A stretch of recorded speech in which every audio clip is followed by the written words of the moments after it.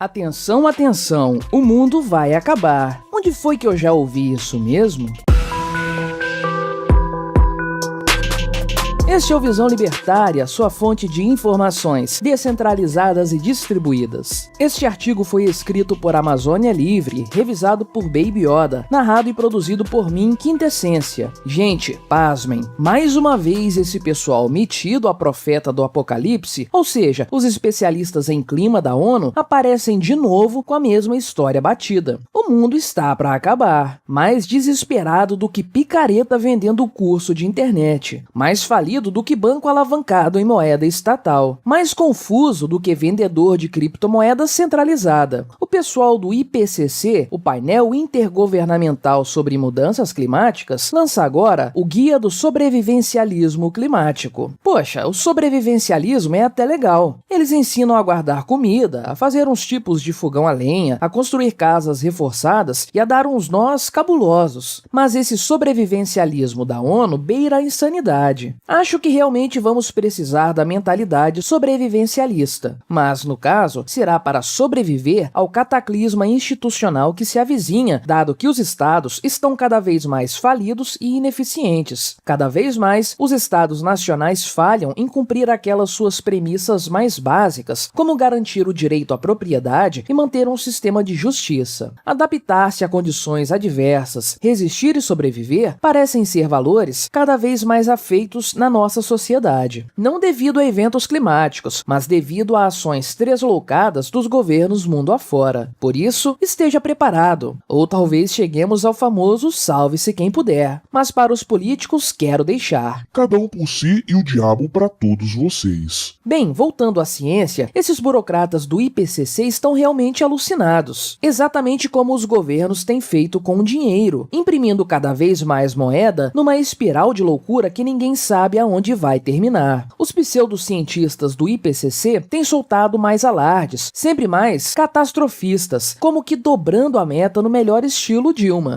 No início do IPCC, até havia gente séria que, porém, resolveu abandonar esse órgão vinculado à ONU à medida que se privilegiavam os alardeadores de previsões apocalípticas. Hoje, basicamente, o IPCC é formado por asseclas dos governos social-democratas, demagógicos e tirânicos, que se uniram nessa cruzada climática. Portanto, virou uma caixa de ressonância do discurso governamental e pretende dar um caráter de verdade para a retórica estatal. A esses burocratas travestidos de cientistas, só falta mesmo encontrar dados que corroborem suas elucubrações. Aqui no canal já abordamos esse tema por vários pontos de vista. Na descrição seguem links para alguns de nossos vídeos sobre esse conteúdo. Não se esqueça de conferir. Obviamente, as ações propostas por esses grandes especialistas, divindades detentoras do conhecimento inequívoco de todas as relações causais entre os fenômenos do planeta, atentam contra o indivíduo, especialmente contra os mais pobres. A cada intervenção estatal, produtos e serviços se tornam mais escassos e caros. Ao longo do tempo, isso privilegia a casta dos grandes conglomerados e configura o que conhecemos hoje como o capitalismo de compadrio, que obviamente de capitalismo não tem nada. Trata-se de um sistema coletivista baseado em intervenção estatal, altos impostos e regulações absurdas que resultam em monopólios ou oligopólios. Esse sistema é a menina dos olhos dos governos centralizados. Ao atuar em conjunto com as empresas corporativistas, os governos garantem, por um lado, o financiamento estatal com a alta cobrança de impostos e, por outro, uma gorda fatia de mercado pelo estrangulamento da oferta. Agora, vamos falar um pouco sobre esse tal guia de sobrevivencialismo da ONU. Bem, o guia já começa dizendo que a criação de animais de corte faz mal ao planeta. Portanto, vai se preparando para comer cigarras. Elas estão bem gordinhas em julho. Fica a dica. Depois, o guia vem com um papo de que o ser humano está acidificando os oceanos. Realmente esse pessoal tem sonhos megalomaníacos. Nós mal conhecemos as causas das correntes marinhas, quanto mais seus efeitos, e muito menos podemos compreender por que há uma variação de pH nos oceanos. Além de que tratam todos os oceanos da Terra como se fossem uma poça d'água no quintal. Aliás, esse é um erro recorrente do pessoal ecolouco. A partir de uns poucos dados, induzem um comportamento global, tratando fenômenos complexos de maneira simplista. E falando nisso, é preciso entender que a temperatura do planeta funciona não como aquecendo ou esfriando, mas varia de maneira cíclica, obedecendo ao que chamamos de ciclos de Milankovitch. Os ciclos de Milankovitch se referem à posição relativa da Terra em relação ao Sol, à Lua e a si mesma. Ora a Terra se aproxima um pouco mais do Sol ou da Lua, ora se afasta. A órbita da Lua varia em relação ao eixo da Terra. O próprio eixo da Terra muda, se inclinando mais ou menos e assumindo uma rotação mais ou menos helicoidal. Mas o que mais influencia na temperatura da Terra é a atividade solar. Cerca de 97% da influência sobre a temperatura da Terra diz respeito à atividade solar, que apresenta ciclos de aumento e diminuição a cada 20 anos aproximadamente. Por vezes, os ciclos são mais intensos, por vezes menos. Mas cada ciclo deve ser compreendido dentro de si mesmo e comparado com um ciclo de outro período, e não de maneira linear como fazem os grandes especialistas do IPCC. Aliás, o gráfico mostrado no relatório síntese é simplesmente infantil, não há referência aos dados e tampouco considera o fator cíclico do fenômeno. E para falar a verdade, a Terra está muito fria. Durante o auge do Império Romano e também das civilizações acádias, nos rios Tigre e Eufrates, o planeta esteve mais quente. Uma temperatura maior significa maior insolação para as plantas e mais gás carbônico disponível, o que resulta em uma agricultura mais produtiva e maior abundância para a humanidade. Se mesmo na época romana Veneza não desapareceu, então você que mora no Rio de Janeiro não precisa se preocupar. O mar não vai invadir sua casa. Mas se você mora próximo a encostas, aí deve tomar preocupações, pois trombas d'água sempre acontecem e podem ocasionar deslizamentos de terra. Esses deslizamentos ficam mais recorrentes quanto mais gente ocupar encostas instáveis. Por óbvio, isso nada tem a ver com a temperatura do planeta, muito menos com peido de vaca, arroto de bode ou se você toma suco com canudinho de plástico. Mas o mais incrível mesmo é a soberba desse pessoal. Eles realmente acham que podem mudar dinâmicas globais, criando leis tiradas de seus orifícios fétidos. É um absurdo por si só, deve ser descartado como aberração, associado à iminente ausência de dados que comprovem suas hipóteses. Mas aprenderam bem com Goebbels. Não há absurdo que, se bem dito e frequentemente repetido, não possa virar uma verdade. Inclusive espanta que em vídeos que apenas ousem questionar esse tal de aquecimento global, o YouTube coloque a seguinte legenda: as mudanças climáticas são transformações a longo prazo nos padrões de temperatura e clima, principalmente causadas por atividades humanas, especialmente a queima de combustíveis fósseis. Fonte: Nações Unidas.